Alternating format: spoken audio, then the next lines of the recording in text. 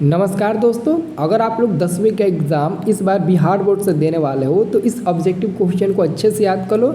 हर कोई आपको संस्कृत का ऑब्जेक्टिव क्वेश्चन नहीं बताएगा।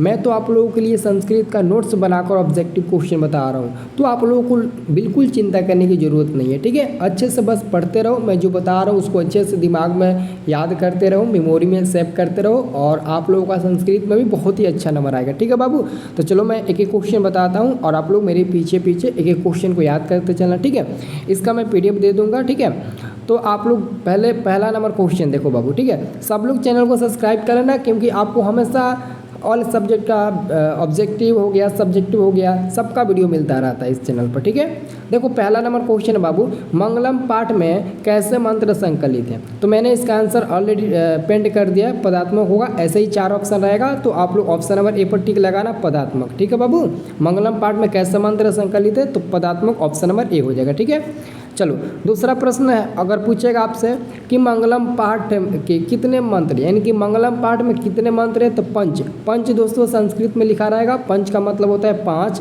पंच का बाबू मतलब क्या होता है 5, जिसको आप लोग मैथमेटिक्स के अनुसार ऐसे 5 लिखते हो अंक। ठीक है, तो आप लोग समझ जाना।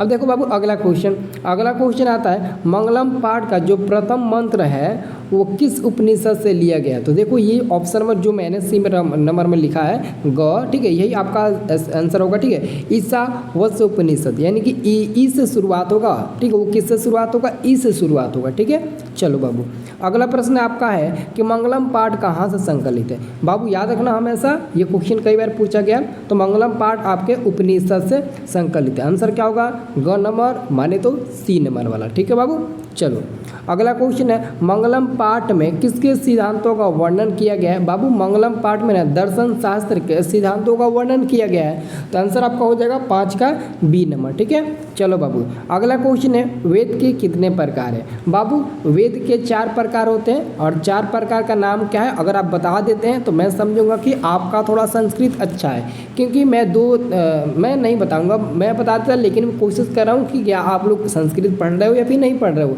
ऑलरेडी इसके बाद आप लोग का एक सब्जेक्टिव क्वेश्चन का आपको वीडियो मिलेगा, उसमें हम आपको बताएंगे वेद कितने होते हैं, सभी का नाम लिखे, क्योंकि एग्जाम में पूछता है तो सब्जेक्टिव क्वेश्चन भी बनाकर हम आपको देंगे। ठीक है, तो चिंता मत करो, अगला आपको वही वीडियो मिलेगा। ठीक है, चलो अगला क्वेश्चन बाबू आपका है, वेद रूपी शास्त्र क्या होता है।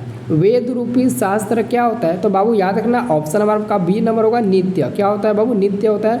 वेद रूपी शास्त्र क्या होता है, नित्य होता है। ठीक है, अब देखो मेरे शेर अगला क्वेश्चन देखो इतना लंबा है तो इसको याद करने की जरूरत नहीं है, बस आप लोग फर्स्ट वाला याद रखना, वेदा हमेतम पुरुषम महानतम, बस इतना फर्स्ट वाला याद रखना। और लास्ट में देख लो कह रहा है कि मंत्र किस उपनिषद से लिया गया है, तो श्वेता यानी कि आप लोग याद रखना श्वेता श्वेत उपनिषद। ठीक है, श्वेता श्वेत उपनिषद यानी कि यह लिया गया है इससे। ठीक है, अच्छे से देख लो।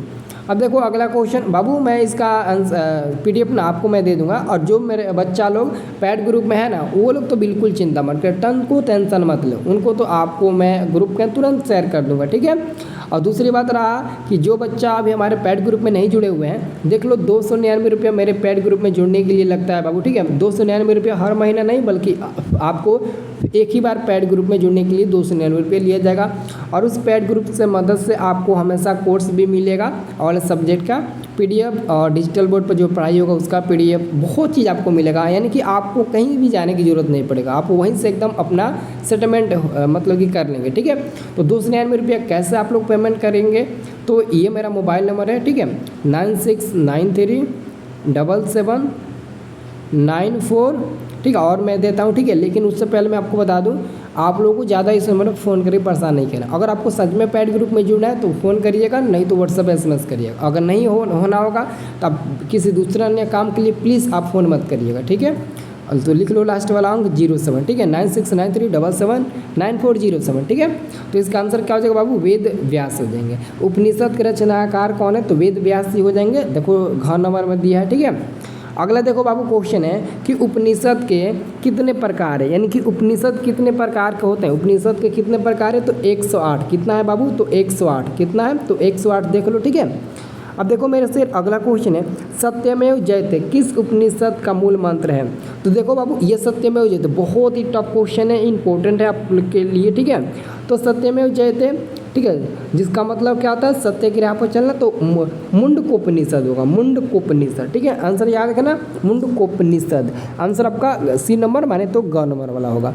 अब देखो अगला क्वेश्चन, नदियाँ नाम और रूप को छोड़कर किस में मिलती है? देखो बाबू, जो भी नदियाँ होती है ना वो अपना नाम और रूप दोनों को छोड़कर समुद्र में मिल जाती है। अगर कोई नदी है, अगर वो समुद्र में मिलेगी तो अपना नाम भी त्याग देगी और साथ में अपना रूप भी, यानी कि उसका छोटा रूप होगा तो समुद्र में मिलेगी तो बड़ा रूप हो जाएगा, तो छोटा रूप छोड़ दिया। और दूसरा कि जब नदी था तो उसका नाम था नदी, लेकिन जब समुद्र में मिलेगा तो नदी ना होकर समुद्र कहलाएगा वो, इसलिए वो नाम और रूप दोनों छोड़ देता है। बहुत लड़के कहते हैं ना कि सर जी ये क्वेश्चन गलत हो जाता है, और बहुत लोग गलती बता देते हैं। नहीं, आपका यही आंसर सही है बाबू। ठीक है, जैसे मैंने आपको एग्जाम्पल के तौर पर बताया वही आप लोग अच्छे से समझना। ठीक है, अगला क्वेश्चन है नदियाँ समुद्र में कैसे मिलती है? तो बाबू नदियाँ समुद्र में कैसे मिलती है, यही क्वेश्चन ना बहुत लोग गलती कर देते हैं, या तो बताते हैं नाम को छोड़कर या तो रूप को छोड़कर, जबकि मैंने बोला कि नाम और रूप दोनों को छोड़कर होगा, तो आंसर क्या होगा सी नंबर वाला ग, नाम और रूप दोनों को छोड़कर बाबू। ठीक है, अब देखो अगला क्वेश्चन मेरे शेर देखो, नदियाँ किसे छोड़कर समुद्र में मिलती है? तो नाम रूप को, देखो शॉर्ट में लिखा है नाम रूप को छोड़कर नदियाँ समुद्र में मिल जाती है। ठीक है, अब देखो अगला क्वेश्चन, सत्य का मुंह किस पात्र से ढका हुआ है? बाबू सत्य का मुंह ना हमेशा हिरण्मय पात्र से ढका हुआ रहता है, हिरण्मय पात्र से ढका हुआ रहता है, तो हम लोग क्या नहीं देंगे ऑप्शन नंबर ए पर, ठीक लगा देंगे एकदम फटाक से। ठीक है, चलो मेरे से अगला क्वेश्चन है, किसकी विजय होती है? किसकी विजय होती है? तो मेरे शेर सत्य की विजय होती है। किसकी विजय होती है? तो सत्य की विजय होती है मेरे शेर, याद रखना आंसर आपका ए नंबर वाला हो जाएगा। अगला क्वेश्चन बाबू, विजय कैसे प्राप्त होती है? देखो बाबू, आपको विजय प्राप्त होना है तो हमेशा सत्य की राह पर चलना है, सत्य की राह पर चलना। ठीक है, यानी कि धर्म का मतलब होता है सत्य की राह पर चलना, और सत्य की राह से ही आप विजय प्राप्त कर सकते हैं। ठीक है, अगला क्वेश्चन मेरे से, विजय किसकी विजय नहीं होती है? क्वेश्चन पूछा है किसकी विजय नहीं होती है, तो उसी की विजय नहीं होती है जो असत्य की राह पर चलता है, तो असत्य वाले लोगों की विजय नहीं होती है, तो आंसर आपका हो जाएगा बी नंबर।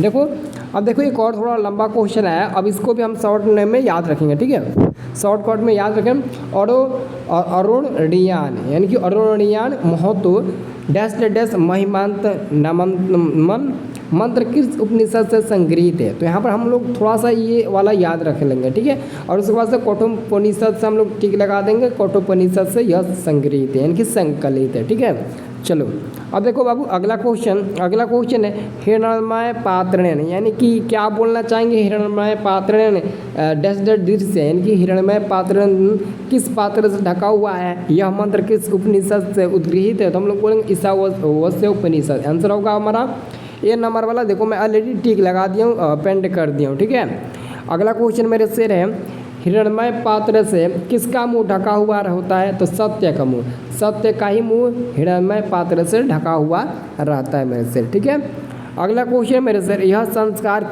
संसार किसके द्वारा अनुशासित है? यह पूरे संसार जो है ना वो परमात्मा के द्वारा अनुशासित है। आंसर हमारा होगा बी नंबर वाला, परमात्मा के द्वारा अनुशासित है। ठीक है, अगला क्वेश्चन हमारा क्या है? अगला क्वेश्चन मेरे सिर है आपका 23 नंबर, कि ऋषियादि प्रेरणित को क्या कहते हैं? ऋषियादि प्रेरणि को क्या कहते हैं? कृतक कहते हैं मेरे शेर, कृतक कहते हैं। देख लो ऑप्शन नंबर आपका हो जाएगा ग नंबर। ठीक है, अब देखो अगला क्वेश्चन, प्राणी की हृदय रूपी गुफा में कौन विद्यमान है? तो आत्मा। कौन है बाबू? आत्मा विद्यमान है। कौन विद्यमान है? आत्मा विद्यमान है। ठीक है, याद रखना। ठीक है, चलो बाबू अगला क्वेश्चन है 25 नंबर। 25 नंबर हम लोगों का क्वेश्चन है कि बताओ महान से भी महान क्या है? बताओ बाबू कि महान से भी महान क्या है? तो बच्चा लोग हम ठीक लगाएंगे ऑप्शन नंबर ए नंबर पर आत्मा।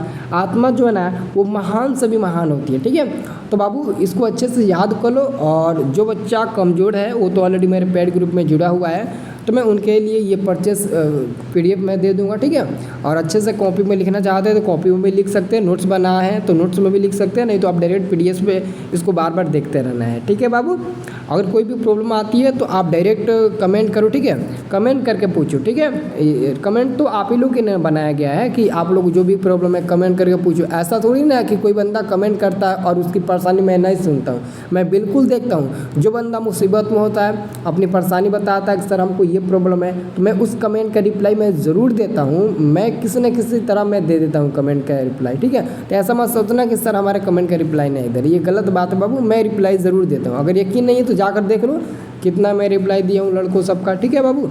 चलो।